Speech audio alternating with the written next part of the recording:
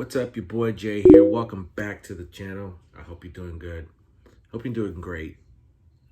I wanted to come in real quick because this Sunday we have AEW All Out, and I want to give you my predictions to see how I fare. I watch AEW on and off. I'm excited. I kind of like I do with NXT. I watch their pay-per-views. I'm excited for this one. AEW is this Sunday, and it's going to be a big pay-per-view because we got CM Punk after 7 years coming back to wrestling.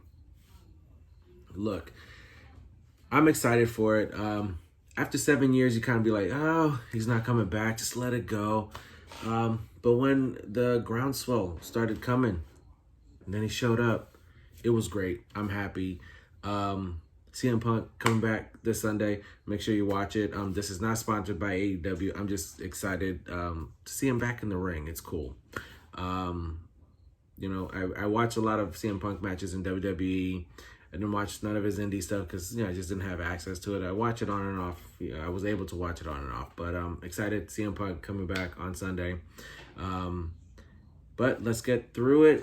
The first match, I don't know if this is the right order. This is the order I'm going to do my predictions. The first match we got is Jon Moxley versus a Japanese wrestler by the name of Satoshi. Sorry if I said that wrong. I don't know anything about this guy. So I got Jon Moxley winning this one. He's been killing it ever since he joined AEW, leaving WWE. And I'm excited for this one. I know they're going to beat the hell out of each other because Jon Moxley likes doing that version of the strong style, and these Japanese wrestlers beat the shit out of each other anyway. So I got Moxley winning this one. The next one, I don't know how to predict this one because we got Paul Wight, formerly known as The Big Show, making his AEW in-ring debut against QT Marshall. I don't know what's going to happen. Billy Gunn just turned on him at the last, on Wednesday, so I don't know if that's going to have anything to do with it. Hard to see Big Show losing his first match unless he has help. I'm going to go with Paul Wight, Paul Wight over QT Marshall. This one's going to be a good one. I think this one's going to be the sleeper match. Miro versus Eddie Kingston. Look, Miro's been killing it ever since they unleashed this vicious, aggressive animal of a wrestler. And Eddie Kingston is a bad motherfucker. I'm gonna tell you that right now. But I don't think they're gonna take the title off of Miro yet. He's been killing it. So I'm gonna go with Miro on this one.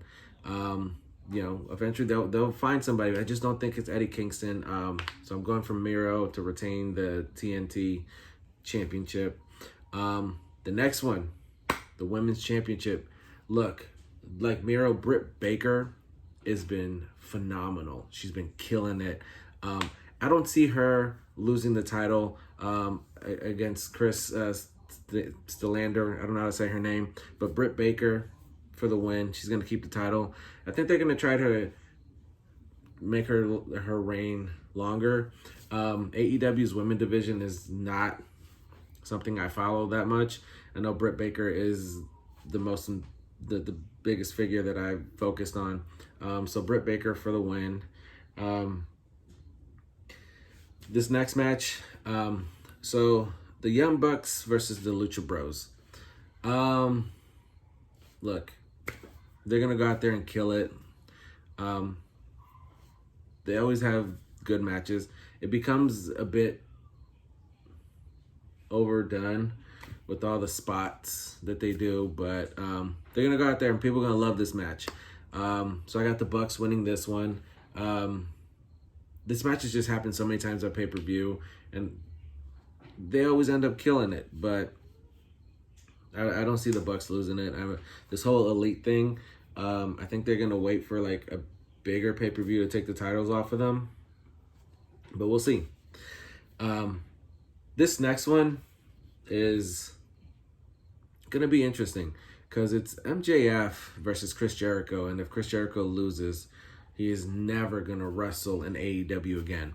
Look, I can see them pulling the trigger and Chris Jericho putting this MJF over as a legit contender. He's the future. I can see them doing that. I can see Jericho doing that for someone to put them over. Jericho's good at doing that. So I got MJF winning that. I think that they're going to have a very good match. But I think Jericho, I think he's ready to put this kid over and to show that he's willing to depend on the future, that the past, his time has come. Jericho's done a lot for AEW, don't get me wrong. The first world champion. He's done so much for AEW to put them on the map, and he's then, I think he's choosing MJF to be that person to say, I'm the one who retired Chris Jericho. So MJF has that to fall back on, as part of his resume of what he's accomplished. So MJF for the win. Kenny Omega versus Christian Cage. Now, their match at Rampage, fucking rocked. And I know Christian has always been able to go in the ring. Christian has always been one of my favorites, whether it was in TNA or WWE. This man has always been awesome. And the match that him and Kenny Omega had was incredible. Do I see them having Christian take another title off of Omega? No, I don't see it. I think it's going to be down the line. Somebody else is going to take the title from Kenny Omega. So I got Kenny keeping the AEW championship in this next one. Now the main event, what everybody's here for, CM Punk making his return to wrestling against Darby Allin. Now, this match can go one of two ways. I don't see CM Punk coming back after 7 years and losing, but I can see CM Punk wanting to put Darby Allin over. CM Punk is that kind of guy, he's done so much for this business, and sort of like Jericho and MJF, his way of giving back, it's not just coming, he came back, that's giving, he's already given us that.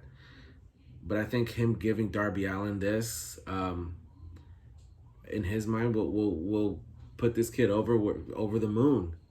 But I don't see that happening. I'm going with CM Punk on this one. I think they're going to have a hell of a match. It's going to be CM Punk's first match in 7 years. That's going to be crazy. I'm excited for it. And then before I forget, they're talking about Bryan Danielson debuting at All Out. How do I feel about that? I'm excited.